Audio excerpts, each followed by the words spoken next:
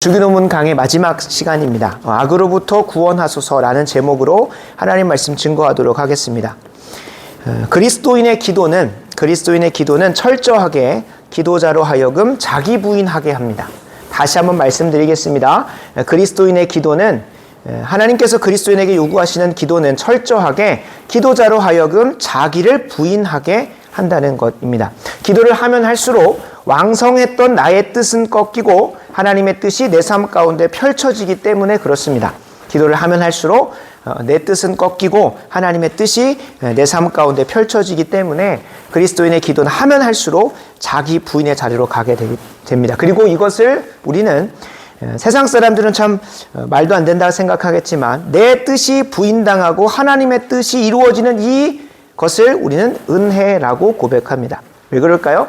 우리는 이 기도의 전제 앞에 무엇을 전제하고 있냐면 우리는 전적으로 타락해서 생각하고 행동하는 모든 것이 다 대재앙을 이끌어 온다는 것을 고백하는 사람들이기 때문에 그렇습니다. 그래서 어떤 목사님은 그렇게까지 고백합니다. 내 뜻대로 되지 않는 것은 참 감사한 일입니다. 하나님의 뜻이 이루어지고 있다는 것이기 때문에 그렇습니다.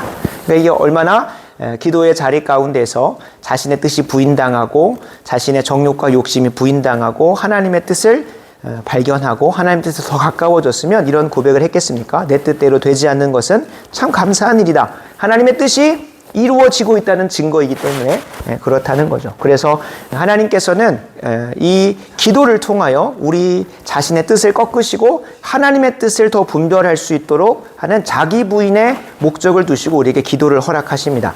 그러니까 우리가 지난 이 주기도문을 시작하면서 이런 기도는 우리가 경계해야 되고 우리가 이런 기도는 하지 말아야 됩니다 했던 대표적인 두 예시가 무엇입니까?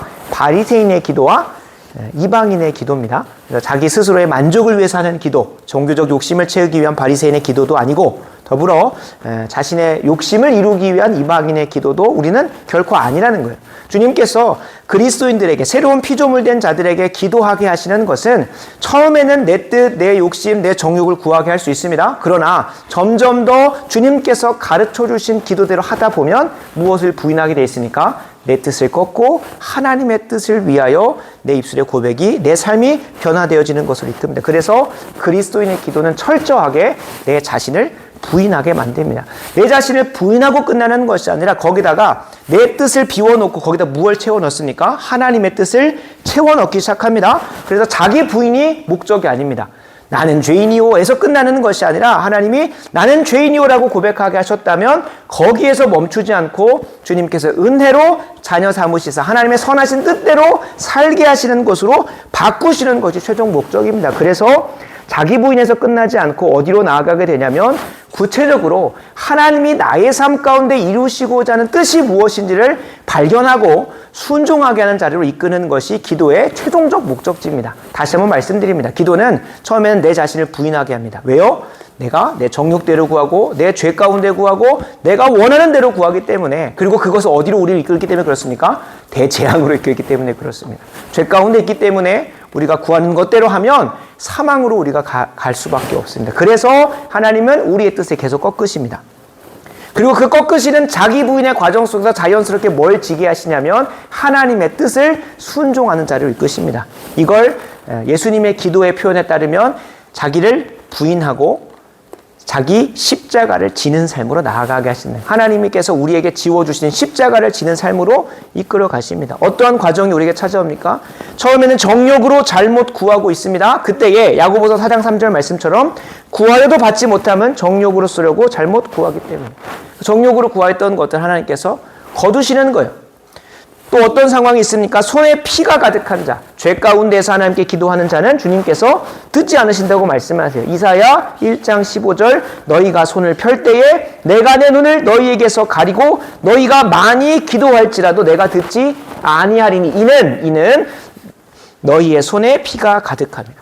손에 피가 가득하기 때문에 죄가 가득하기 때문에 주님께서 기도하셔서 듣지 않으신다는 거예요. 그러니까 죄도 거두시고 정욕도 거두시고 또 어떤 기도를 주님께서 요구하십니까? 요한복음 15장 7절에 보면 너희가 내 안에 거하고 내 말이 내 약속이 내 말씀이 너희 안에 거하면 무엇이든지 원하는 대로 구하려. 그러면 이루리라. 반대로 하면 무엇이든지 원하는 대로 받지 못하는 기도는 뭐가 약속되지 않는 겁니까? 말씀을 두고 기도하지 않았기 때문에. 그러니까 말씀을 붙들고 기도하지 않는 자에게는 이루지 않으신다. 하나님의 뜻대로 구하지 않는 자에게는 응답이 오지 않는다는 거죠.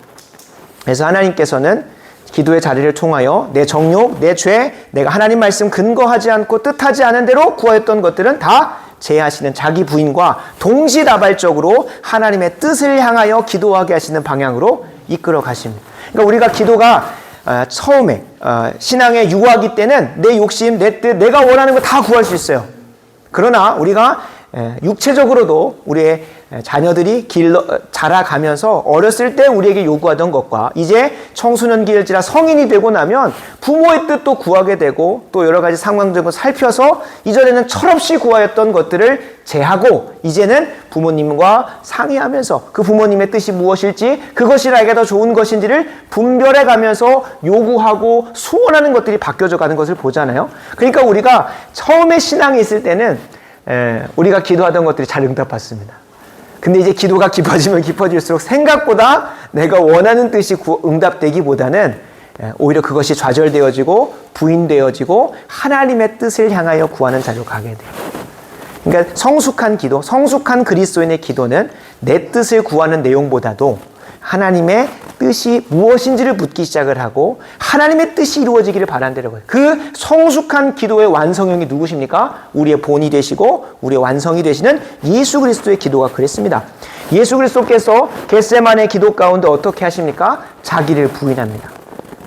아버지여 가능하시다면 이 잔을 내게서 이 십자가 지는 잔을 내게서 거두어 달라고 하지만 그러나 바로 무엇이라고 고백합니까? 내 원대로 마옵시고 아버지의 뜻대로 하옵소서. 그러니까 바로 뭐합니까? 십자가를 지는 걸로 가는 거예요. 그러니까 자기를 부인하는 동시에 동시다발적으로 일어나는 것은 하나님의 뜻을 구하러 나아가게 되고 그 뜻은 각자에게 하나님께서 허락하신 좀 무섭게 들릴 수 있지만 십자가를 지게 하는 자리로 이끄신다는 거예요. 그래서 우리가 기도가 깊어지고 또 기도의 자리가 넓어지면 넓어질수록 더 많아지면 많아질수록 우리의 뜻은 계속 부인당할 겁니다. 내가 죄인이라는 것을 전제한 이상. 그러나 거기에서 하나님의 뜻을 더 발견하게 되는 것인 같이 함께 오는 동전의 양면처럼 오는 거죠. 우리가 그 기도의 자리가 고된 이유가 이것이기도 합니다. 우리가 기도의 자리로 나와서 힘써서 기도하려고 하고 하나님의 뜻을 구하려고 할 때 내 육신의 남은 죄인된 본성하고는 맞아떨어지지 않기 때문에 그 자리를 지키는 것이 상당히 어렵습니다. 상당히 어려워. 그래서 고돼요. 그래서 일삼고 와야 되고 때로는 저도 이제 아침 기도회 때 이제 와서 어떻게든 일어서서 해보려고 하는데 육신이 피곤하기도 하고 또 뭐 여러 가지 막 이 육신의 피곤함을 떠나서 그냥 우리의 죄악된 본성하고 하나님의 뜻이 부딪히기 때문에 그 기도의 자리에 가는 게 그 앉는 자리까지 나아가는 게 참 쉽지 않고 또 나아가서도 하나님 앞에 깊이 내 뜻을 꺾고 하나님의 뜻을 찾는 것도 고됩니다. 그럼에도 불구하고 하나님께서 우리에게 이 기도의 자리를 명령하시고 특별히 우리 신앙의 선배들은 세 가지 말씀과 기도와 성례를 은혜의 방편이라고 했어요. 하나님은 우리에게 은혜를 베푸시기 위해서 마련하신 도구는 이 세 가지밖에 없다고 아주 천명을 해놨어요. 말씀을 통하여 하나님의 인도하심을 받고 내가 죄가 회개되어지고 주님의 뜻을 구하게 되고 기도의 자리로 나아가서 방금 말한 것처럼 이 두 가지 목적 자기를 부인하고 하나님의 십자가를 지는 삶으로 나아가게 하시는 데 있어서 이것만 한 게 없는 거예요. 그래서 기도의 목적은 엄밀히 말하면 내 뜻을 이루어지는 게 아니라 내 뜻은 부인당하고 하나님의 뜻이 이루어지는 자리로 더 점점 더 나아가는 그게 은혜인 거죠. 그게 은혜인 거잖아요. 우리 그리스도인들에게 유일한 은혜는 내가 이 죄인된 내가 하나님의 사랑받는 자녀로서 하나님의 뜻대로 살아내어지는 게 유일한 은혜입니다. 유일한 은혜입니다.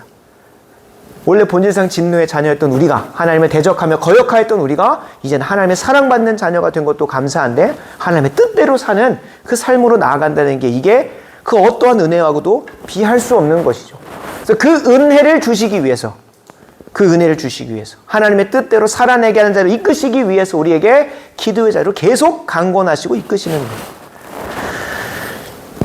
그래서 이 기도를 통하여 조금 신학적인 표현을 바꿔보면 자기를 부인한다는 것은 무엇입니까? 이전에 내 삶을 내려놓고 하나님의 뜻대로 가는 내 개인의 성품이 변화되어져 가는 거니까 성화라고 말할 수 있겠습니다. 내 자신을 부인하고 하나님의 뜻에 맞추어 내 삶을 변화시켜 가니까 성화의 과정으로 하나님께서는 기도를 허락하시고, 또 기도를 통하여 무엇을 더 분명하게 알게 됩니까? 내 뜻이 아니라 하나님의 뜻이 더 분명해집니다. 하나님의 뜻, 나의 인생을 향해 내가 주님 닮아가는 것과 더불어 주님께서는 우리 인생을 통하여 하나님의 뜻을 또 이 역사 가운데 펼쳐 가십니다. 그래서 하나님의 사명을 감당하게 하시고 하나님의 그 역사에 참여하게 하시는 그 자리로 우리를 이끄시기 위해서 기도를 허락하시는, 이 두 가지 목적 이외에는 다른 것들을 더 할 수는 있겠지만 아주 본질적인 겁니다. 내 자신을 성화시켜 가시고 또 그 자리 가운데서 하나님의 놀라운 역사에 나를 동참시키시고 참여시키시는, 이거를 조금 더 좀 크게 얘기하면 하나님과의 교제의 자리를 이끄시는 겁니다. 하나님 말씀하신 거 내가 반응해서 순종하게 하시고, 그 반응과 교제 속에, 그 관계 속에 나는 하나님 말씀 순종했을 뿐인데 하나님의 그 위대한 역사 가운데 나를 동참시키고 참여시키는 것을 확인할 수가 있습니다. 그래서 이 성화와 하나님과의 친밀한 교제, 이 두 가지가 하나님께서 우리에게 기도를 허락하신, 은혜의 방편으로 허락하신 본질이자 목적이라고 말할 수 있겠습니다. 우리가 지난 한 10주간에 걸쳐서 기도가 무엇인지, 기도를 어떻게 해야 되는 것인지, 무엇이 성경적인 기도인지, 주님께서 왜 우리에게 기도라는 방편을 허락하셨는지를 좀 분별하는 시간을 가졌습니다. 그리고 이제 당장 다음 주부터는 기독교 세계관을 하나씩 짧은 시간 살펴보고 주기도문의 순서에 맞게 우리가 6가지 간구죠. 6가지 간구를 해볼 예정입니다. 계속해서. 그 하나의 이슈와 그 하나의 말씀을 근거하여서 하나님의 이름이 거룩히 여김받았으면 좋겠습니다. 그걸 어떻게 구체적으로 기도해야 될지 실천해보는 거죠. 기도는 이론으로 하는 게 아니라 무릎으로 배운다고 하잖아요. 우리의 신앙의 선배들도 빌립보서 강해를 통해 기도를 배운 것보다 함께 기도하는 시간을 통해서 기도를 배웠습니다 라고 간증한 것이 있는 거죠. 물론 아무 지식 없이 기도하라고 우리 어디로 갑니까? 바리새인의 기도나 이방인의 기도로 갈 수밖에 없기 때문에 당연히 배우는 건 필요합니다. 배우는 건 필요한데 결국에 그것을 훈련하고 실천하고 실제로 경험하기 위해서는 함께 기도하는 것이겠죠. 그래서 금요 기도회인데 말씀 시간이 너무 길잖아요. 그래서 다음 주부터는 11시 안에는 무조건 마무리하고 11시부터 11시 반까지 30분 동안은 계속해서 기도해 볼 예정입니다. 그래서 그렇게 우리의 기도가 점점 더 깊어지고 더 나아가서는 이 기도의 시간이 거듭될수록 우리가 어디로 나아가야 됩니까? 내 뜻이 부인당하고 내가 하나님을 더 닮아가게 되고 더불어 하나님과 친밀히 교제하는 가운데 하나님의 뜻을 듣고 하나님 말씀에 순종하는 친밀한 교제 가운데 하나님의 위대한 그 역사 가운데 동참하게 되는 그 은혜가 우리에게 열려지길 간절히 소원합니다. 더불어 우리가 오늘 마지막으로 6번째 간구와 마지막에 있는 송영이라고 하는 부분까지 살펴보고 마무리하게 되는데요. 바라고 원하옵기는 우리가 이 기도의 자리 가운데 입술로 고백하는 모든 것이 응답으로, 경건의 능력으로 간증되어지기를 간절히 소원합니다. 한 사람 한 사람이 응답되어지고 경건의 모양만 있는 게 아니라 기도의 자리만 채우고 끝나는 것이 아니라 정말로 경건의 능력이 드러나는 우리 좋은 교회 성도들 되기를 간절히 소원합니다. 그래서 오늘 한번 6번째 간구와 송영을 살펴보고 또 기도의 자리 나아가 보겠습니다. 예수님은 신자들로 하여금 시험에 들게 하지 마시고 악에서 구하여 달라고 기도하라고 합니다.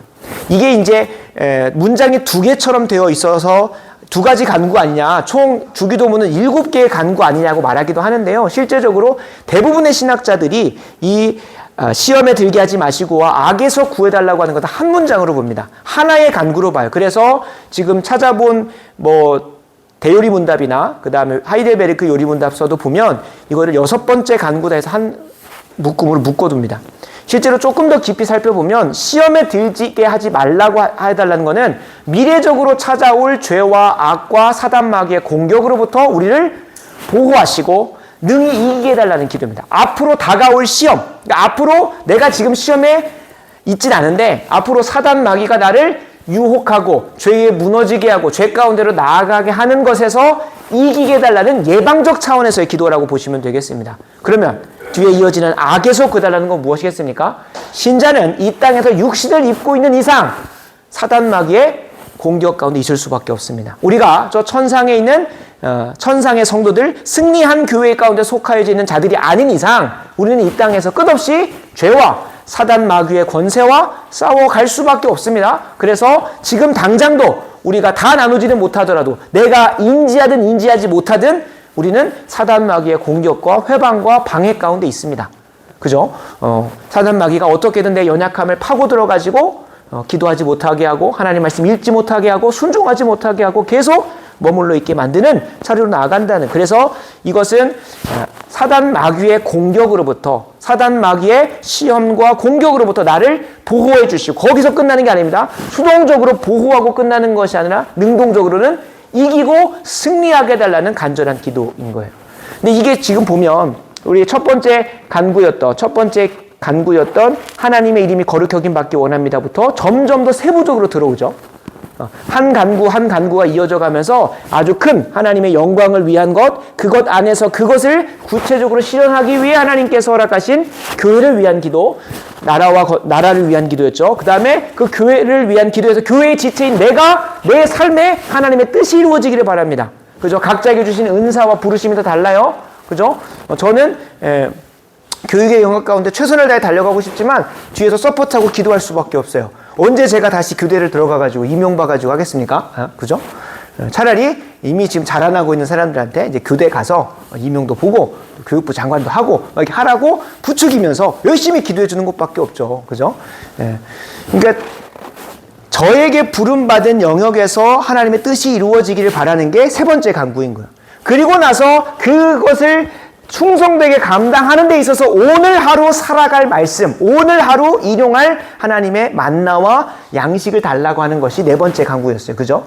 그것이 영적인 만나도 그렇고 그 만나를 먹고 승리하며 살아가기 위한 육신의 만나도 우리가 구해야 되는 거예요. 그죠? 그 두 개가 다 있다고 했습니다.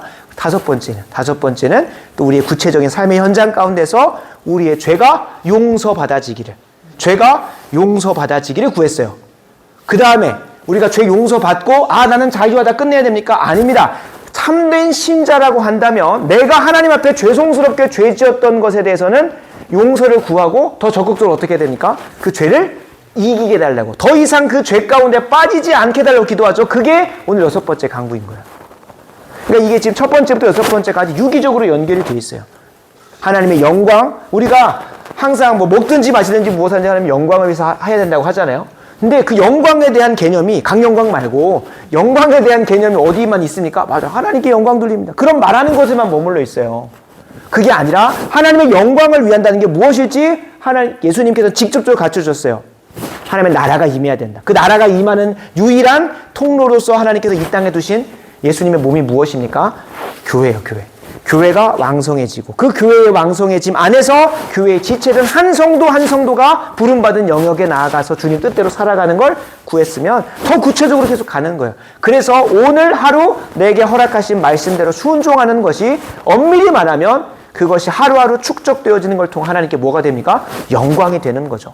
그래서 우리가 하나님의 영광입니다, 그런 수준으로 끝날 것이 아니라 이 주기도문을 따라서 구체적으로 기도하다 보면 무엇이 나오는 거예요?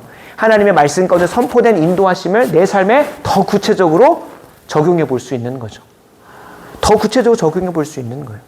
마치 이제 템플릿과 같은 거죠. 하나님 말씀을 들었습니다. 그 말씀을 이 6가지 간구에 세부적으로 답을 해보는 거예요. 이게 하나님의 영광하고는 어떤 부분이 연관될까? 그 다음에 나라가 임하는 것은 어떻게 연관이 될까? 하면서 내가 기도의 자리에 가서 이 6가지의 템플릿 안에 오늘의 말씀을 넣어보는 거죠. 그러면 내가 어떻게 오늘 하루 순종하고 죄에서 승리하기 위해서 살아야 될지가 구체적으로 나오는 거예요. 세영이가 한번 물어봤었잖아요. 그때 어떻게 목사님 아침마다 그런 것들 가지고 오냐, 신학책을 뭐 보시냐, 뭘 했잖아요. 실제적으로 하나님께서 우리에게 신앙생활 가운데 허락하신 이 3가지 보물이라고 하는 사도신경과 십계명과 그리고 이 주기도문만 제대로 내 안에 템플릿화되면 이 구조를 알게 되면 실제적으로 성경을 보는 데서 큰 도움이 됩니다. 그 성경 말씀을 내 삶에 적용하고 순종하고 열매 맺는 것에 있어서 이 3가지로 충분하기 때문에 우리가 세례교인한테 이 3가지는 필수적으로 암기하게 하고 가르쳐 줍니다. 이 3가지는 십계명과 주기도문과 사도신경, 이 3가지는 기본적으로 우리가 사도신경은 성경을 바라보게 하는 하나의 큰 렌즈가 되는 것이고 성경 자체를 보게 하는 렌즈가 되는 것이고, 그 다음에 주기도문은 하나님 말씀 어떻게 하면 더 잘 순종할 수 있을까를 깊이 고민하고 씨름하게 하는 자리인 것이고, 십계명은 예배와 관련된 부분이라서 이제 수요일 날 사도신경이 끝나면 십계명이 하게 될 텐데, 이 세 가지만 내가 제대로 내 신앙생활에 큰 무기로 갖고 있다면 성경을 보고 하나님 말씀 순종하고 예배하는 것에 있어서 큰 도움과 유익이 있을 것이라고 생각을 합니다. 아니, 그렇게 있습니다. 그래서 우리가 오늘 이 기도 가운데 이 6번째 간구는 앞선 5번째 간구와 아주 긴밀하게 연결되어 있습니다. 죄를 용서해달라고 구하고 끝나는 것이 아니라 이제 이 죄를 능히 이기게 해달라고 기도하는 것이 이 6번째 간구라는 거예요. 내가 지금 마주하고 있는 사단의 공격과 방해와 때로는 내 육신의 약한 본성으로 인하여 짓는 죄악들이 있잖아요.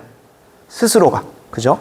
스스로가 육신의 본성으로 인하여, 죄악된 본성으로 인하여 넘어질 수밖에 없고 빠질 수밖에 없는, 물론 그건 마저도 능히 이기게 하시는 게 하나님이시겠지만 그 죄 가운데 있는 것들을 이기게 해달라고 주님께 전적으로 의탁하는 거예요.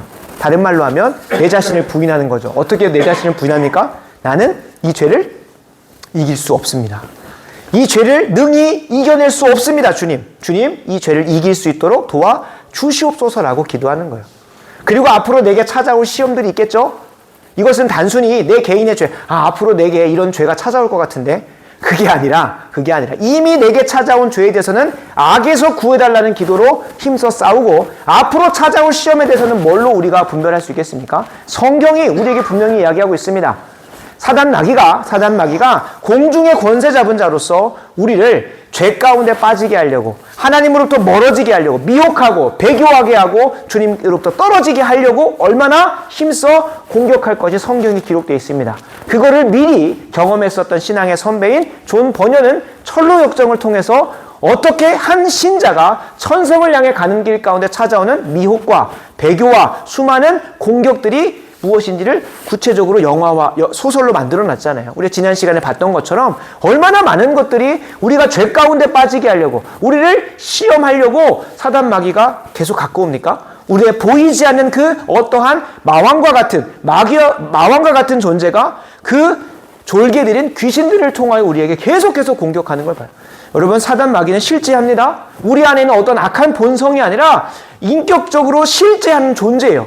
그 인격적인 그 사단 마귀 존재가 하나님과 똑같이 무소부지하지 않습니다. 전능하지 않습니다. 전지하지 않습니다. 그러나 데이터 사이언스라고 하죠. 데이터가 많이 쌓이고 정보가 많이 쌓이면 미래도 예측하고 예견할 정도의 어느 정도의 가능성이 있습니다. 사단 마귀는 전 세계에 흩어져 있는, 모든 시대와 장소에 흩어져 있는 귀신들의 앞잡이요, 귀신들을 통하여 하나님의 뜻을 반하지는 못하지만, 하나님께 대적할 수는 없지만 분명한 것은 하나님의 사랑하는 자녀들을 공격하고 회방하고 미혹하고 배교하려고 애를 쓴다는 거예요. 실제로 그 귀신들을 통하여 사단 마귀가 얼마나 우리들을 괴롭히는지 여러분들이 한번 실제적으로 경험해 보시면, 그러니까 귀신이 임한다는 게 아니라 귀신들이 얼마나 그렇게 우리를 회방하고 방해하려고, 죄 가운데 넘어지게 하고 시험하려고 노력하는지 모릅니다. 그러니까 사단 마귀는 전능하진 않아요. 무소부지하지도, 언제나 어디에나 있는 건 아니에요. 그러나 귀신들을 통하여 일하는 거예요. 귀신들을 통하여. 우리 이제 합동교단에서는 귀신론이라고 하는 것이 없지만, 분명한 것은 사단 마귀는 실제하고, 사단 마귀가 악한 영들, 귀신들을 통하여 우리를 힘들게 하고 괴롭히고 하려고 수많은 정보들을 모으고 또 그것들을 실현해 가는 것들을 보게 됩니다. 그러나 분명한 것은 우리가 이렇게 기도할 수 있는 것, 시험에 들게 하지 말아 달라고 기도할 수 있는 것은 무엇이에요? 사단 마귀 또한 누구의 통치 가운데 있습니까? 하나님의 통치 가운데 있다는 것을 믿기 때문에 이렇게 기도할 수 있는 거예요. 만약에 우리가 사단 마귀가 하나님과 필적할 정도로 능력 있는 존재라고 생각한다면 어떡하지? 내가 사단 편에 붙어볼까? 하나님 편에 붙어볼까? 그런 생각을 하게 돼요. 둘이가 서로 대등하게 싸운다면. 그러나 욥기를 통해서 보면 아시겠지만 사단 마귀가 하나님한테 허락받고 뭐 합니까? 욥을 괴롭히는 자리로 가요.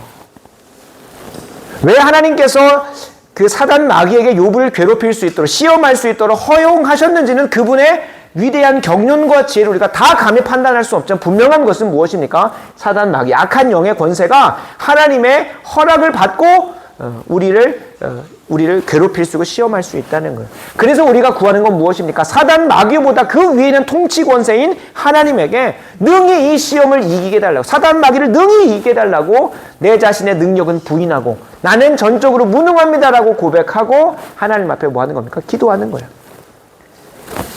내가 분명히 앞선 간구에서 나눴던 것처럼 죄 가운데 빠져있고 넘어져 있고 앞으로 찾아올 그 수많은 사단 마귀의 미혹과 배교와 씨름 가운데 능히 이길 수 있도록 이 기도하는 것이 6번째 간구라는 거예요. 그러나 우리가 여기서 분명히 기억해야 될 것은 기도는 내 자신의 개인의 문제, 내 자신의 성화, 내 자신의 부인만 머물러 있는 것이 아니라고 말씀드렸습니다. 더 적극적으로는 첫 번째 간구와 같이 하나님의 영광을 위한 기도였죠. 하나님의 뜻대로 살고자 하는 자리로 가다 보면 무엇이 더 찾아올까요? 사단 마귀의 미움과 박해가 더 찾아옵니다. 그러니까 내 개인의 죄를 이기기 위한 기도도 기도이지만 이 6번째 간구의 더 궁극적인 기도 제목은 하나님의 뜻대로 살다 보면 자연스럽게 찾아오는 미움과 박해 가운데서 능히 이기게 달라는 간절한 기도입니다. 요한일서 3장 13절을 보면 주님께서 분명히 말씀하십니다. 형제들아 세상이 요한 사도가 말하는 거죠. 형제들아 세상이 너희를 미워해도 이상히 여기지 말라. 세상이 우리를 미워할 수밖에 없대요. 왜 미워할까요? 요한복음 15장 19절을 제가 읽어드리겠습니다. 이건 예수님께서 말씀하신 겁니다. 너희가 세상에 속하였으면 세상이 자기의 것을 사랑할 것이나 너희는 세상에 속한 자가 아니요 도리어 내가 너희를 세상에서 택하였기 때문에 너희가 내게 속하였고 내가 너희를 선택했기 때문에 세상이 너희를 뭐 한대요? 미워한대요. 미워한대요. 그냥 교회 다니니까 미워하는 거예요. 그냥 교회 다니니까. 근데 언제 더 그 미움과 박해와 시기와 공격이 더 강해질까요? 언제? 그냥 교회 다니는 수준에서 미워하는 게 아니라 요한복음 7장 7절을 보면 분명히 그 사단 마귀가 세상을 통하여 우리를 미워하는 그 미움이 극에 달할 때가 있는데 언제냐면 7장 7절 제가 읽어드리겠습니다. 세상이 너희를 미워하지 아니하되 나를 미워하나니 예수님 말씀하신 겁니다. 이는 내가 세상의 일들을 악하다고 증언합니다. 다른 말로 하면 교회가 교회된 존재로서 어둠 가운데 있는 세상을 빛으로 비추이고 썩어 부패하고 있는 이 세상 가운데 나아가서 소금의 역할을 감당할 때 그들 스스로가 발악을 하는 거죠. 발악을 하는 거예요. 어둠 가운데 있고 썩어 부패하고 있는 그 세상 속에 가서 그렇게 살면 안 된다. 말과 삶의 행동으로 그들에게 부끄러움을 주고 수치를 주고 하면 발작을 하는 거예요. 발작을. 우리에게 발악을 하면서 우리를 미워하고 공격하고 박해하는 거죠. 우리가 입으로만 그리스도인입니다 라고 말하는 수준이 아니라 우리의 삶과 행실과 우리의 삶의 전 인격이 하나님의 뜻을 담아내는 참된 그리스도인 닮은 삶을 살면 자연스럽게 뭐 할 수밖에 없습니까? 세상의 미움이 더해질 수밖에 없다는 거예요. 만약에 우리가 어떠한 세상의 미움과 박해가 없다면 이번 주일날 나눌 것이기도 하겠지만 내가 하나님 뜻대로 사는 데 있어서 하나님 뜻대로 너무나 살다 보니까 세상에 미움 받는 게 당연한데 그러한 미움이나 박해나 공격이나 어떠한 힘듦이 없다면 한번 우리 스스로 돌아봐야 돼요. 뭘 돌아봐야 될까요? 내가 과연 세상에 속한 자인지 아니면 그리스도께 속한 자인지를 돌아봐야 돼요.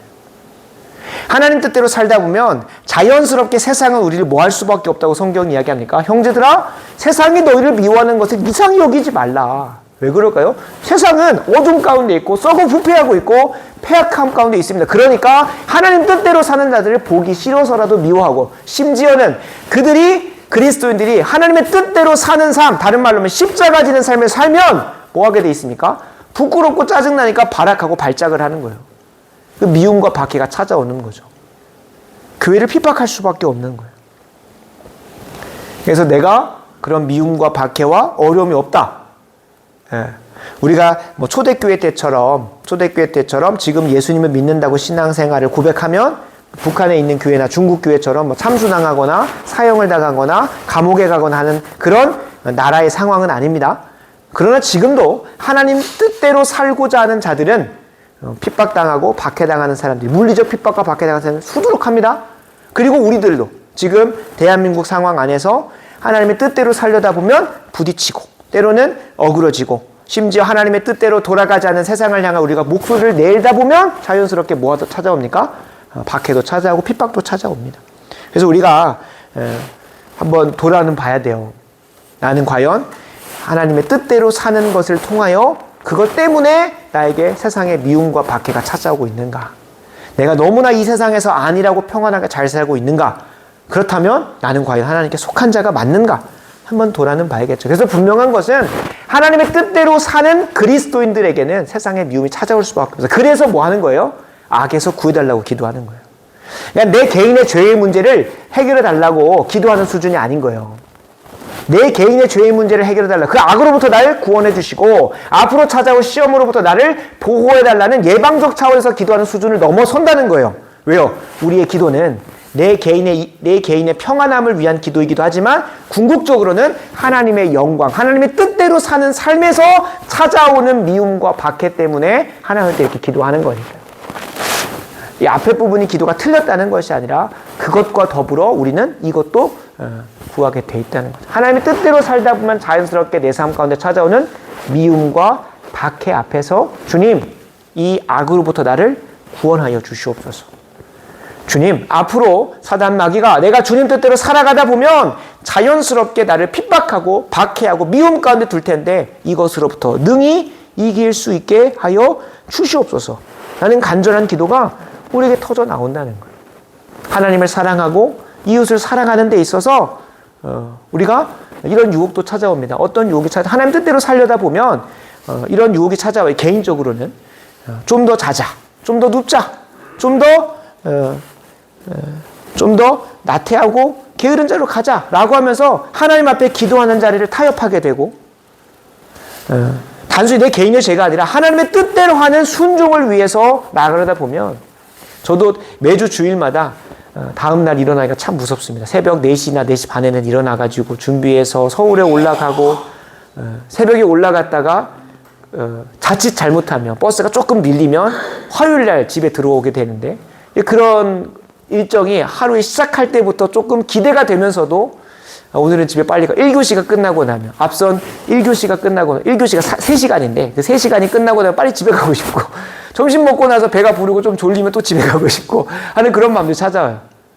그러나 그때 제가 하나님께 귀하게 쓰임받고자 하나님의 나라에 하나님의 뜻에 온전히 순종하고자 하려고 어떻게든 그 게으름과 내 스스로의 육신의 정욕과 타협하지 않게 해달라고 기도하면서 끝까지 지키는 거예요. 그래서 저녁 9시까지, 아침 9시부터 저녁 9시까지 12시간 동안 풀로 수업 듣고 또 애들을 같이 훈련하고 하는 시간들을 가져가요.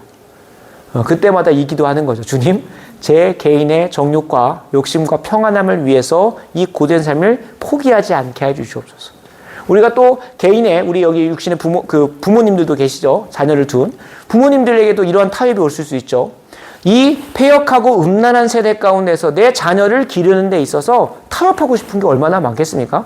저도 수도 없이 타협하고 싶습니다. 저도 오늘 오는데 제가 항상 어떻게든 오후 6시면 출근을 하려고 해요. 육아의 자리로, 육아의 세계로 들어가려고 합니다. 근데 그럴 때마다 30분만 더 늦게 가면 안 될까 하는 그런 마음이 들어요. 심지어 오늘은 보통 8시 반에서 9시쯤 재우는데 8시에서 9시 사이쯤 재우는데 오늘은 제가 재우려고 이제 아기띠리 맥을 둥가둥가 하고 있는데 처음에 자는 척 하더니 갑자기 일어나가지고 제가 오기 전까지도 안 자다가 이제 아내에게 또 터치하고 왔어요. 그러다 보면 타협하고 싶어요. 뭘 타협하고 싶냐? 분명히 이 아이에게 유튜브 영상을 보여주면서 울음을 달래고 이제 그렇다고 하더라고요. 이제 유튜브 영상을 보여주다 보면 이 아이가 아직 뇌가 형성이 잘 안 돼서 속된 표현인 것 같긴 한데 전두엽이 녹는다는 표현을 쓰더라고요. 그러니까 전두엽이 기능이 이제 망가진다는 거죠. 그래서 어떻게든 저는 20살 때까지 핸드폰을 못하게 하려고 아마 싸우는 데 있어서 엄청 포기하고 싶은 순간들이 올 거라 생각합니다. 그러나 하나님께서 자녀들을 노엽게 하지 말라고 하셨으니까 그 하나의 말씀에 순종해 보려고 하나님 뜻대로 온전히 살아내 보려다 보면 타협하고 싶고 내려놓고 싶고 이 정도면 최선이잖아. 이 정도면 잘했잖아. 이 정도면 그냥 하나님께서 그래도 기뻐하시지 않을까라고 하면서 스스로에게 타협하고 포기하는 자리로 가지 않으려고 하다 보면 이 기도가 필요한 거예요. 내 개인의 죄의 문제를 이기려고 하는 수준이 아니라 하나님의 뜻에 온전히 순종하려다 보면 포기하고 싶은 순간이 수도 없이 찾아온다는 거죠. 내 개인의 육신의 나약함도 있지만 우리가 마주하는 이 세상의 공중의 권세 잡은 사단 마귀의 세력이 마지막 때가 될수록 더 강력해지는 것처럼 우리에게 느껴지니까 일개 개인이 무언가 아무것도 할 수 없을 만큼 초라해지는 그 권세가 커 보이기 때문에 타협하고 포기하고 싶을 때도 많다는 거예요. 그냥 평안하게 살다가 가면 되지 않을까? 라는 생각. 그래서 저는 힘써 기도하고 있는 부분은 많은 목사님들이 그런 표현을 합니다. 30대 때는 그렇게 열심히 해야지 라고 하세요. 30대 때는 그렇게 열심히 이렇게 해야지. 그 어른들이 또 회사원, 그 회사 다니는 친구, 또 일하는 친구들한테 말하잖아요. 30대 때는 그렇게 해야 된다. 40대 좀 가면 40대 때도 그렇게 해야지 하면서 이제 점차 좀 에너지가 줄어들긴 하지만 끝까지 이 믿음 지키고 이 열정 꺾이지 않고 끝까지 갈 수 있도록 하는 기도를 이 기도 내용에 담아낼 수 있겠죠. 악에서 구해달라고. 그냥 단순히 내가 짓는 죄의 문제가 아니라 하나님 말씀에 더 잘 순종하고 온전히 순종하는 데 있어서 타협하고자 하는 내 육신의 게으름, 내 육신의 여러 가지 타협점들, 그리고 세상의 그 구조적인 부분에 있어서 난 할 수 없어라고 하는 좌절감에 그냥 타협해버리고 가는 거. 그거를 어떻게든 안 해보려고 하는 거죠. 그러려고 기도하는 거예요. 악에서 구해주시고, 그리고 앞으로 사단 마귀가 더 거세게 나를 무너지게 하고 넘어지게 하고 타협하게 할 텐데 타협하지 않고 미혹당하지 않고 배교하지 않고 주님 신앙 꽉 붙잡고 가게 해달라고 우리는 간절히 기도해야 됩니다. 이걸 위해서 주님께서 우리에게 끝까지 순종할 수 있도록, 끝까지 주님 말씀 순종하면서 하나님 영광에 갈 수 있도록 우리에게 이 기도 제목을 허락하셨음을 기억하시기 바랍니다. 말씀을 마무리합니다. 주기도문의 마지막에 기록된 내용은 마가복음에는 있고 마태복음에는 있고 누가복음에는 없어요. 목사님, 그러면 뭐가 맞는 겁니까? 나중에 이거는 사본학적으로 이제 봤을 때, 그리고 이제 성경 전체의 그 맥락 안에서는 저는 개인적으로 나라와 권세와 영광이 아버지께 영원히 있사옵니다가 꼭 있어야 된다고 봅니다. 이 의견을 칼빈과 루터도 아마 지지하는 것으로 제가 기억을 합니다. 그러니까 이게 가로 쳐져 있다는 것은 4번 각주를 한번 내려가 보시면 뭐라고 쓰입니까? 고대 사본에 이 괄호 내 구절이 없음. 사본적으로, 그러니까 성경은 참고로 원본이 없는 거 아시죠? 원본이 없는 거 아시죠? 하나님께서 그거를 왜 남겨놓지 않으신 이유는 특정할 수는 없지만 아마 그 원본이 남아 있었다면 그거를 막 우상화해가지고 마치 언약궤에 넣어놓고 막 법궤처럼 들고 다녔을 것 같아서 주님께서는 원본을 안 남겨놓으셨을 거라고 신학자들이 보통 추정은 합니다만 그 뜻은 알 수 없어요. 나중에 주님 품에 안겨보면 알겠죠. 그러나 분명한 것은 목사님, 그럼 원본이 없이 이 성경은 어떻게 이렇게 확정되어져 있는 겁니까? 라고 말할 수 있어요. 참고로 우리가 아리스토텔레스나 호메로스나 그런 그리스 헬라 철학에 있었던 여러 그 사본들이 있거든요. 이게 아리스토텔레스가 썼다, 호메로스가 썼다, 누가 썼다고 특정할 수 없는 사본들이 많아요. 근데 사본이 많으면 많을수록 뭐가 되겠습니까? 원본에 가깝게 됩니다. 그러나 그 사본들은 1000개가 안 됩니다. 그러나 성경의 사본들은 수도 없이 많습니다. 그게 한번 또 가장 최근이라면 몇백 년 전이긴 하지만 사해사본이라고 해가지고 그게 또 잘 보관되어진 것들이 왕창 발견되면서 원문에 더 가까운 본문으로 정립이 됐어요. 그래서 이제 사본학적으로 보면 이거는 원본에 거의 99.9% 가깝다. 그거는 한번 유튜브 찾아보시면 성경 원본과 사본 쳐보시면 다큐멘터리가 아주 장황하게 있습니다. 그래서 제가 말씀드리고자 하는 여기서 사본학적으로 이걸 풀어내겠다는 시간이 아니기 때문에 말씀을 드리면 누가복음에는 없고 마태복음에는 있어요. 그러나 이것이 지금 우리가 고백하는 주기도문에 있습니까? 없습니까? 있어요. 그것이 성경적으로 성경 전체의 맥락에서 맞고 유익하기 때문에 그렇습니다. 실제로 우리의 모든 기도는 이 고백으로 끝나야 됩니다. 우리의 기도자리 가운데 여러분들이 이걸 많이 경험하셨을 거예요. 기도자리 가운데 나아갈 때는 낙심이 되고 슬픔이 찾아오고 오늘 기도자리 가운데 한숨이 푹푹 쉬는 절규와 한탄 가운데 들어가셨을지라도 정말로 하나님이 기뻐하시는 성령에 사로잡혀 한 기도는 끝날 때 어떻게 끝나게 됩니까? 소망과 기대와 기쁨과 즐거움으로 끝날 수밖에 없습니다. 그 증거가 어디 나와 있냐면 다니엘서 6장 10절입니다. 다니엘서 6장 10절 한번 제가 읽어드릴 텐데 오늘인가 그저께 그 맥체인 성경에 읽었던 본문입니다. 제가 읽겠습니다. 다니엘이 이 조서에 왕의 도장이 찍힌 것을 알고도 자기 집에 돌아가서는 윗방에 올라가 예루살렘으로 향한 창문을 열고 전에 하던 대로 하루 3번씩 무릎을 꿇고 기도하며, 중요합니다, 그의 하나님께 감사하였더라. 지금 어떤 맥락입니까? 다니엘서 6장은 다니엘을 모함하고자 했었던 고관들의 괴계로 인하여 왕이 조서에다 도장을 찍는 어떤 조서입니까? 30일간은 왕 이외의 다른 신에게 예배하거나 무릎 꿇지 않는 것을 조서에 찍어놨습니다. 다니엘은 그 조서를 보고도 평소에 하던 대로 하나님 앞에 나가 하루에 3번씩 기도했어요. 근데 그 기도 자리 가운데 기도가 끝나고 나면 고관들이 이미 보고 있었기 때문에, 다니엘이 기도하는 걸 봤기 때문에 이게 끝나고 나면 어디로 가야 되는 겁니까 지금? 사자굴로 들어가야 돼요. 내가 기도한다고 해서 이 사자굴로 들어가는 환경과 상황이 바뀌지 않아요. 내가 오늘 이 기도가 예수님의 이름으로 기도합니다, 아멘 하고 끝냈더니 내 삶이 드라마틱하게 바뀌지 않은 게 뻔히 보여요. 바뀔 수도 있죠. 근데 대부분 바뀌지 않아요. 바뀌지 않은 상황을 마주하면서도 어떻게 끝나야 됩니까? 먼저 하나님께서 우리에게 기도의 첫 번째 응답을 허락하시는 것은 내 마음 가운데 뭘 주시는 겁니까? 평안과 안식과 기쁨과 위로와 힘을 주시는 것으로 끝나요. 그래서 기도가 제대로 됐다 한다면 우리가 그런 감정이나 느낌을 절대시해서는 안 되겠지만, 기도가 끝나고 나면 조심스럽지만 개운하다, 내 문제를 하나님 앞에 다 토로했다, 하나님이 이제 갚으실 것이다 라고 하는 깊은 믿음과 확신 속에서 상황은 바뀌지 않았지만 그것을 마주하는 내 태도가 바뀌어져 가요. 빌립보서 2장 6절 7절을 보면 기도에 대한 귀한 신비가 담겨진, 제가 읽어드리겠습니다. 빌립보서 2장 6절 7절이 아니네요. 빌립보서 4장 6절 7절인데, 아무것도 염려하지 말고 다만 모든 일에 기도와 간구로 너희 구할 것을 감사함으로 하나님께 아뢰라. 기도하라는 거죠. 기도하면, 그리하면 모든 지각에 뛰어난 하나님의 무엇이? 평강이 그리스도 예수 안에서 우리의 마음과 생각을 지켜주시는, 이게 첫 번째 기도 응답이에요. 그러니까 주기도문으로 기도가 시작이 됐어요. 하늘에 계신 우리 아버지라고 시작했어요. 그리고 그 기도가 끝날 때쯤에는 어떻게 돼야 되는 거예요? 이 기도에 임할 때만 해도 내 마음이 번민이 있고 염려가 있고 근심이 있어요. 그러나 아무것도 염려하지 말고 다만 모든 일에 기도와 간구로 너희 구할 것을 하나님께 아뢰면, 그리하면 뭐 한대요?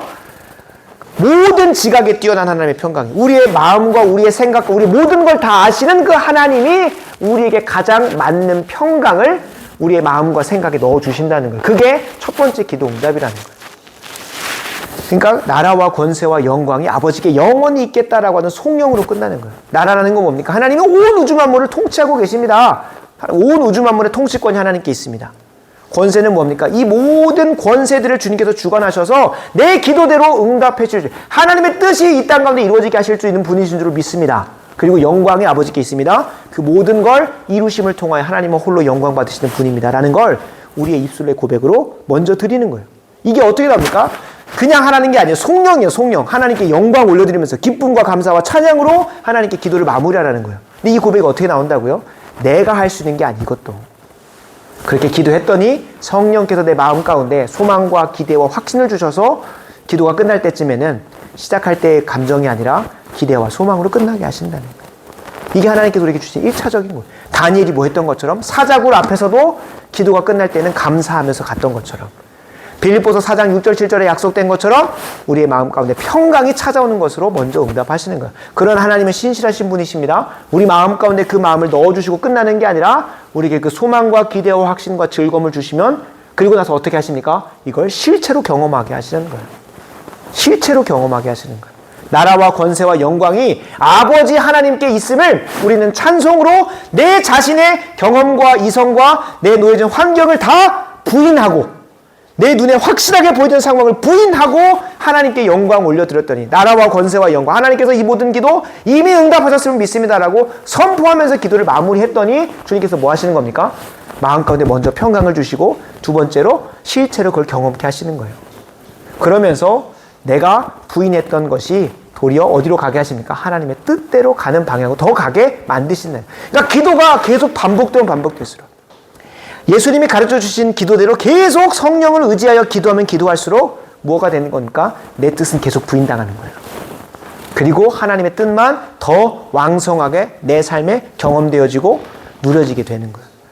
그 과정 속에서 우리는 자라가게 되는 거죠. 바라고 원하옵기는 우리가 지금 한 10주 정도에 걸쳐서 성경적 기도를 살펴봤습니다.